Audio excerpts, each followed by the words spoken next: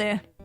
Welcome to the Field of Streams, where I, your host Janine McRae, bring you the tiny thoughts that stream from my brain and present them to you as though they're a fragrant sliver of the rarest white truffle snuffled from the earth by some Italian sow in the woods of Alba in the Piedmont region.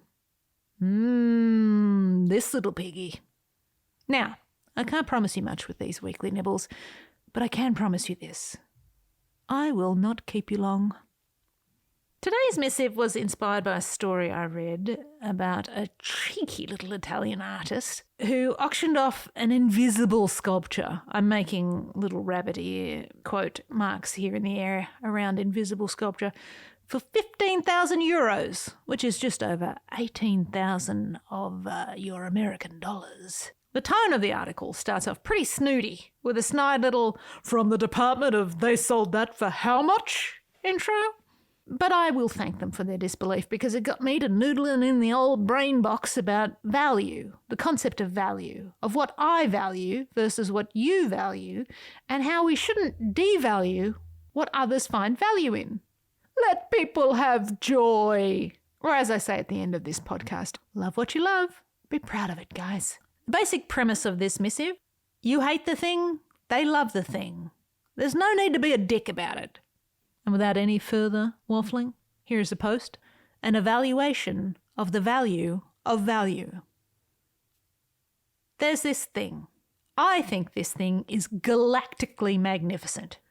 Whenever I sit with it, it is as if a cloud of pure energy envelops me, snaking around my skull, curling its smoke around my goose-fleshed skin, before being absorbed directly into my soul.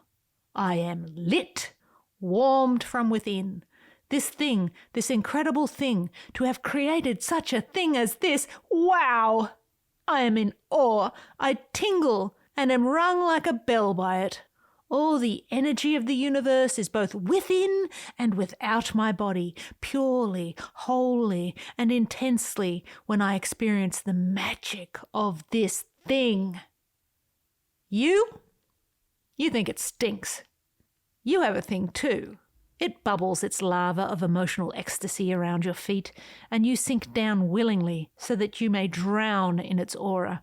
When you sit with your thing, it makes you feel invincible, as though you are part of something bigger that has no physical boundaries nor scientific explanation. You are lifted from your shoes by its presence. Many times you have told people that this particular thing saved you. It saved your life, changed your life's trajectory. Me? I think it's grade A+ garbage. It makes me question our friendship. This is a plea.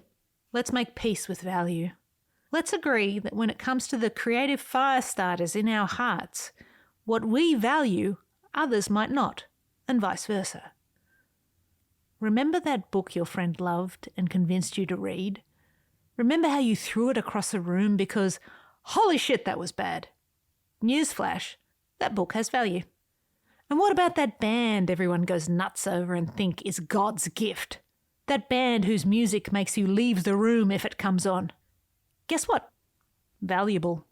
Loving art, or the forms in which it is expressed, is not a matter of black or white, right or wrong, worthy or unworthy. At the risk of repeating myself, just because something has no value to you, like zero, you want to kick it to the moon, nada value, doesn't mean it has no value to someone else. In the same vein, most things you declare overrated are not. Someone out there right now is naming their child after some ancillary character from that show that ran 5 seasons, even though you couldn't for the life of you get past the pilot. Them loving that show doesn't make them an idiot, it just makes them human. One individual in a sea of individuals. We are complex creatures, unfathomable in our natures, unpredictably predictable in our unpredictable predictability. Like, don't like, love, don't love. What does it matter to me if you like Coldplay? Will I judge you for it? You bet your ass I will. But what I won't ever question is how important Coldplay is to you, that their music means something to you. that it has value to you, even if you can't tell me why. Throughout our lives, we use the books, the stories, the songs, the art, the endless stream of Marvel movies, the whatever creative inputs we interact with to construct the cultural pagodas of our individual personalities. Just because we're all using different bricks doesn't make them any less effective at building a life. Value is in the eye of the beholder. Behold what others value, and value their beholding. We can argue cultural value and the value to society, and we can argue monetary value and the true value of an invisible sculpture. But what we can't argue is emotional value to the individual. A little understanding, a little acceptance. Hearty debate, no hate. And that's my plea. But what would I know? I love Radiohead.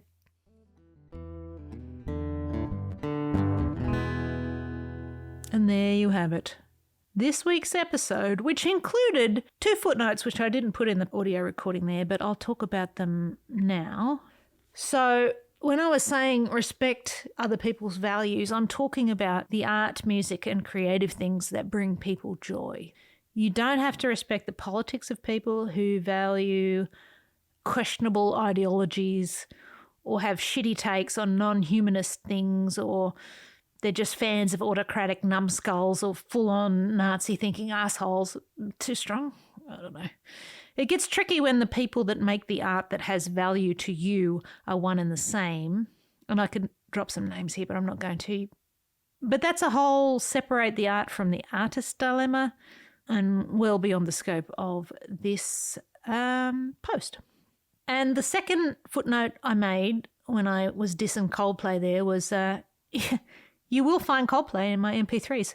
I wasn't made of stone in the mid-2000s, guys. I like the first record, and actually, what's the Rush of Blood one? But that's where it ends. That is where it ends. Anyway, I'm sorry if I have offended. If you like Coldplay, I respect you. I respect you for that. I don't have to like them, but I support you liking them. Anyway, I hope you come back for more. These little missives are designed to inspire creative folk to get out and make something of their own. If you do enjoy my writing, which I hope you do, please be sure to subscribe to the Stream newsletter at janinemccrae.substack.com. And until next we meet, love the shit out of what you love, value what you value, and I'll see you out there making stuff.